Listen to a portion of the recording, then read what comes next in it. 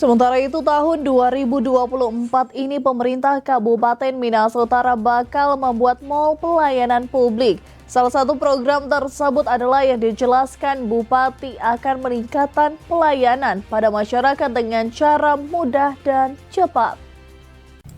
Salah satu fokus kerja pemerintah adalah mengakselerasi reformasi birokrasi yang diwujudkan dengan Mall Pelayanan Publik atau MPP. Seluruh pemerintah daerah diminta untuk memiliki MPP guna mendukung keberhasilan akselerasi reformasi birokrasi untuk memudahkan masyarakat agar mengakses layanan melalui satu pintu. Bupati Kabupaten Minahasa Utara Jono Ganda menjelaskan tahun 2024 akan membangun mal pelayanan publik.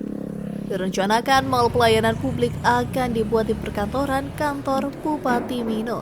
Target kita di 2024 ini kita akan mengadakan mall pelayanan publik yang selama ini kita belum ada. Tentunya ini juga kita harapkan akan ikut meningkatkan pelayanan kita kepada masyarakat. Untuk mall pelayanan publik seperti apa itu Pak nanti? Ya, mall pelayanan publik seperti yang kita tahu bahwa ini juga adalah merupakan perintah atau permintaan dari Kementerian Dalam Negeri, pemerintah pusat, agar di setiap daerah di Indonesia ini punya mall pelayanan publik, di mana pelayanan itu di satu tempat.